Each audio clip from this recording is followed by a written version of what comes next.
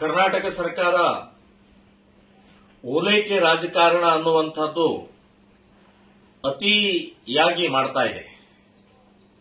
ಎಲ್ಲಾ ಕ್ಷೇತ್ರದಲ್ಲೂ ತುಷ್ಟೀಕರಣ ಅಂತನ್ನುವಂಥದ್ದು ನಿರಂತರವಾಗಿ ಅವರ ವೋಟ್ ಬ್ಯಾಂಕ್ ನಿರ್ಮಾಣಗೋಸ್ಕರ ಇವತ್ತ ಹಿಂದೂಗಳ ಭಾವನೆಗೆ ಧಕ್ಕೆ ತರುವಂತಹ ಪ್ರಕ್ರಿಯೆ ಕೂಡ ನಡೀತಾ ಇದೆ. ಅದರಲ್ಲಿ ಈಗ ಇತ್ತೀಚೆಗೆ ಕರ್ನಾಟಕ ಸರ್ಕಾರ ಪ್ರಕಟ ಮಾಡಿದ್ದು ಮೈಸೂರು ನಾಡ ಹಬ್ಬ, ಮೈಸೂರು ದಸರಾ ಹಬ್ಬದ ಉದ್ಘಾಟನೆಯನ್ನ ಇತ್ತೀಚೆಗೆ ಬೂಕರ್ ಪ್ರಶಸ್ತಿ ಪಡೆದಂತಹ ಭಾನು ಮಸ್ತಾಕ್ ಅನ್ನುವಂಥ ಒಬ್ಬ ಮಹಿಳೆಯನ್ನ ಡಿಕ್ಲೇರ್ ಮಾಡಿದ್ದಾರೆ. ಶ್ರೀರಾಮ್ ಸೇನೆ ಸಂಘಟನೆ ನಾವು ವಿರೋಧ ಮಾಡ್ತಾ ಇದ್ದೀವಿ.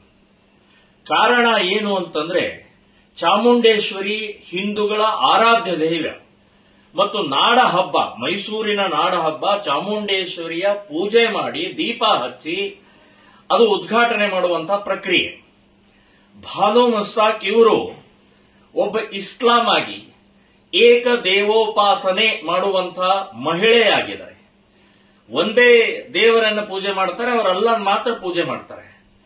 ಮತ್ತು ನಾವು ಏಕ ದೇವೋಪಾಸನ ಅಲ್ಲ, ನಾವು ಬಹುದೇವೋಪಾಸನ, ಎಲ್ಲ ದೇವರುಗಳನ್ನು ಬೇರೆ ಬೇರೆ ಹೆಸರಿನಲ್ಲಿ ನಾವು ಪೂಜೆ ಮಾಡುವಂತ ಮೂರ್ತಿ ಪೂಜಕರು ನಾವು. ಅವರು ಅದಕ್ಕೆ ವಿರೋಧರು, ಒಪ್ಪಲ್ಲ ಅವರು.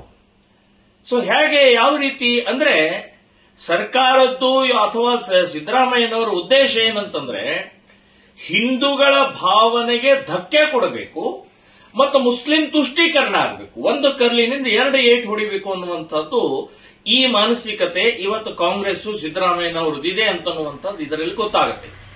ಮತ್ತು ಇನ್ನೊಂದು ಹೇಳ್ತೀನಿ, ನಾವು ಇವತ್ತು ಗೋಮಾತೆಯನ್ನು ಪೂಜೆ ಮಾಡ್ತೀವಿ. ನಾವು ಸಾವಿರಾರು ವರ್ಷದಿಂದ ಪೂಜೆ ಮಾಡ್ತಾ ಬಂದಂತಹ ಗೋಮಾತೆ ರೈತರಿಗೆ ಗೊಬ್ಬರ ಕೊಡುತ್ತೆ, ಕೆಲಸ ಕೊಡುತ್ತೆ, ಆರ್ಥಿಕತೆ ಕೊಡುತ್ತೆ. ಈ ದೇಶಕ್ಕೆ ಆರಾಧ್ಯ ದೈವದಂತ ಕಾಮಧೇನು ಅಂತ ನಾವು ಹೇಳ್ಕೊಂಡು ಇವತ್ತಿನ ತನಕ ಬಂದಿದ್ದೀವಿ.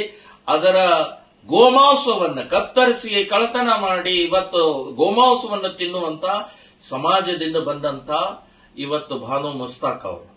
ಸೊ ಇದಕ್ಕೆಲ್ಲ ಹೇಗೆ, ಯಾವ ರೀತಿ, ಏನು ಮುಲ್ಲಾ ಮೌಲ್ವಿಗಳು ಒಪ್ಕೊಳ್ತಾರ? ಅವರು ಧರ್ಮಗುರುಗಳು ಇದನ್ನು ಒಪ್ಕೊಳ್ತಾರ?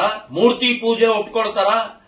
ಮತ್ತು ನೀವು ಡಿಕ್ಲೇರ್ ಮಾಡಬೇಕು, ನಾನು ಎಲ್ಲ ಮೂರ್ತಿಗಳನ್ನು ಪೂಜೆ ಮಾಡ್ತೀನಿ, ನನಗೆ ಯಾವುದೇ ಧರ್ಮ ಇಲ್ಲ, ನನಗೆ ಇಸ್ಲಾಂ ಅನ್ನುವಂಥದ್ದಿಲ್ಲ, ಎಲ್ಲ ಹಿಂದೂ ಧರ್ಮವನ್ನು ನಾನು ಪೂಜಿಸ್ತೀನಿ, ಗೌರವಿಸ್ತೀನಿ ಅಂತನ್ನುವಂಥದ್ದು ಡಿಕ್ಲೇರ್ ಮಾಡಬೇಕು. ಅಷ್ಟಲ್ಲದೆ ನಾನು ಗೋಮಾಂಸ ತಿನ್ನುವುದಿಲ್ಲ ಅಂತನ್ನೋದು ಕೂಡ ಹೇಳಬೇಕು. ಆವಾಗ ಮಾತ್ರ ನಾವು ಒಪ್ಕೊಳ್ಬಹುದು. ಇಲ್ಲಾದ್ರೆ ಮೈಸೂರು ದಸರಾ ಅತ್ಯಂತ ಸಾವಿರಾರು ವರ್ಷದಿಂದ ನಡ್ಕೊಂಡು ಬಂದಂತಹ ಈ ಇಡೀ ನಾಡಿನ ಹಬ್ಬ ಇದು. ಇದಕ್ಕೆ ಅವಮಾನ ಮಾಡಿದಂಗಾಗುತ್ತೆ, ಅಪಮಾನ ಮಾಡಿದಂಗಾಗುತ್ತೆ.